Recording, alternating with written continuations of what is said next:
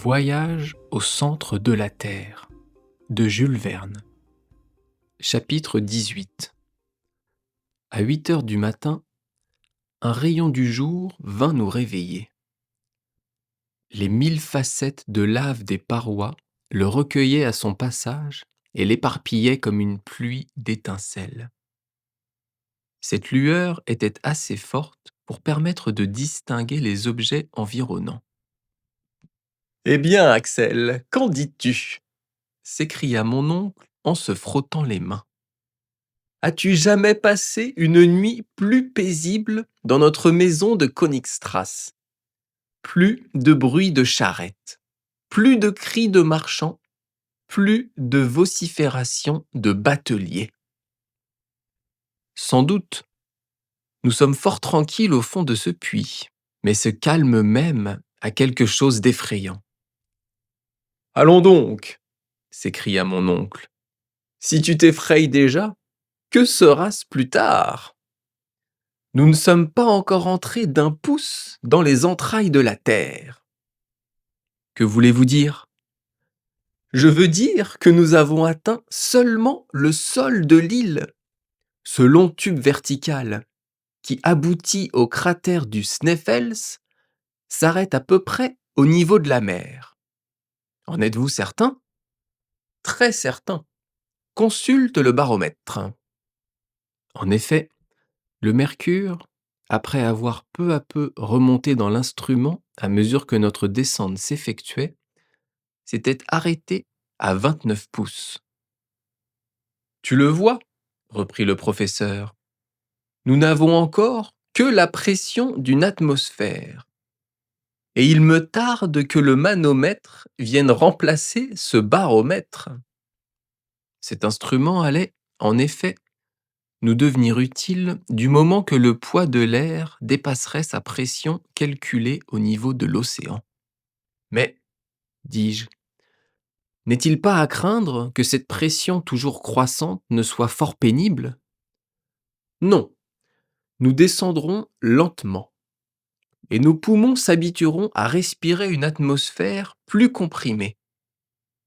Les aéronautes finissent par manquer d'air en s'élevant dans les couches supérieures. Nous en aurons trop, peut-être, mais j'aime mieux cela. Ne perdons pas un instant. Où est le paquet qui nous a précédés dans l'intérieur de la montagne? Je me souviens alors que nous l'avions vainement cherché la veille au soir. Mon oncle interrogea Hans, qui, après avoir regardé attentivement avec ses yeux de chasseur, répondit « Der Hüpf !»« Là-haut !» En effet, ce paquet était accroché à une saillie de roc à une centaine de pieds au-dessus de notre tête. Aussitôt, l'agile Islandais grimpa comme un chat, et en quelques minutes, le paquet nous rejoignit. « Maintenant, dit mon oncle, déjeunons. Mais déjeunons comme des gens qui peuvent avoir une longue course à faire. » Le biscuit et la viande sèche furent arrosés de quelques gorgées d'eau mêlée de genièvre. Le déjeuner terminé, mon oncle tira de sa poche un carnet destiné aux observations. Il prit successivement ces divers instruments et nota les données suivantes. Lundi 1er juillet, chronomètre 8h17 du matin, baromètre 29P7L, thermomètre 6 degrés, direction est-sud-est. Cette dernière observation s'appliquait à la galerie obscure et fut donnée par la boussole. « Maintenant, Axel » s'écria le professeur d'une voix enthousiaste. « Nous allons nous enfoncer véritablement dans les entrailles du globe. Voici donc le moment précis auquel notre voyage commence. » Cela dit, mon oncle prit d'une main l'appareil de Ruhmkorff suspendu à son cou. De l'autre, il mit en communication le courant électrique avec le serpentin de la lanterne. Et une assez vive lumière dissipa les ténèbres de la galerie. Hans portait le second appareil, qui fut également mis en activité. Cette ingénieuse application de l'électricité nous permettait d'aller longtemps en créant un jour artificiel, même au milieu des gaz les plus inflammables. En route, fit mon oncle. Chacun reprit son ballot. Hans se chargea de pousser devant lui le paquet des cordages et des habits, et, moi troisième, nous entrâmes dans la galerie. Au moment de m'engouffrer dans ce couloir obscur, je relevai la tête et j'aperçus une dernière fois, par le champ de l'immense tube, ce ciel de l'Islande que je ne devais plus jamais revoir. La lave, à la dernière éruption de 1229, s'était frayé un passage à travers ce tunnel. Elle tapissait l'intérieur d'un enduit épais et brillant. La lumière électrique s'y réfléchissait en centuplant son intensité. Toute la difficulté de la route consistait à ne pas glisser trop rapidement sur une pente inclinée à 45 degrés environ. Heureusement, certaines érosions, quelques boursouflures tenaient lieu de marche, et nous n'avions qu'à descendre en laissant filer nos bagages retenus par une longue corde. Mais ce qui se faisait marche sous nos pieds devenait stalactite sur les autres parois. La lave, poreuse en de certains endroits, présentait de petites ampoules arrondies. Des cristaux de quartz opaques, ornés de limpides gouttes de verre et suspendus à la voûte comme des lustres, semblaient s'allumer à notre passage. On eût dit que les génies du gouffre illuminaient leur palais pour recevoir les hôtes de la terre. « C'est magnifique !» m'écriai-je involontairement. « Quel spectacle, mon oncle ! Admirez-vous ces nuances de la lave qui vont du rouge-brun au jaune éclatant par dégradation insensible? Et ces cristaux qui nous apparaissent comme des globes lumineux? »« Ah, tu y viens, Axel, » répondit mon oncle. « Ah, tu trouves cela splendide, mon garçon. Tu en verras bien d'autres, je l'espère. Marchons, marchons. » Il aurait dit plus justement « glissons », car nous nous laissions aller sans fatigue sur des pentes inclinées. C'était le Facilis Descensus Averni de Virgile. La boussole, que je consultais fréquemment, indiquait la direction du sud-est avec une imperturbable rigueur. Cette coulée de lave n'obliquait ni d'un côté ni de l'autre. Elle avait l'inflexibilité de la ligne droite. Cependant, la chaleur n'augmentait pas d'une façon sensible. Cela donnait raison aux théories de Davy, et plus d'une fois, je consultais le thermomètre avec étonnement. 2 heures après le départ, il ne marquait encore que 10 degrés, c'est-à-dire un accroissement de 4 degrés. Cela m'autorisait à penser que notre descente était plus horizontale que verticale. Quant à connaître exactement la profondeur atteinte, rien de plus facile.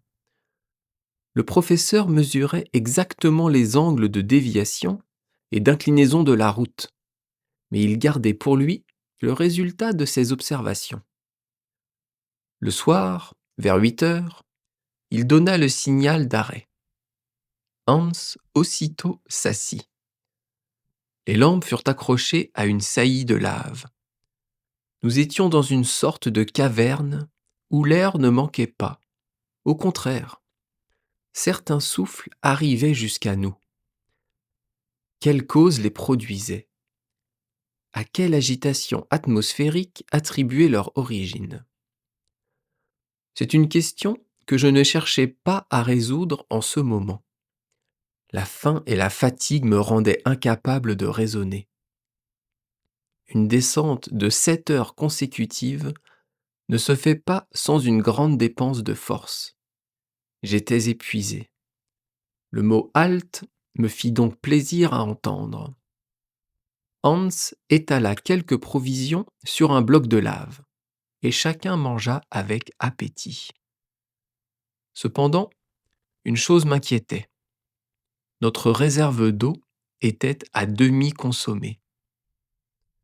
Mon oncle comptait la refaire aux sources souterraines, mais jusqu'alors, celle-ci manquait absolument. Je ne pus m'empêcher d'attirer son attention sur ce sujet. « Cette absence de source te surprend ?» dit-il.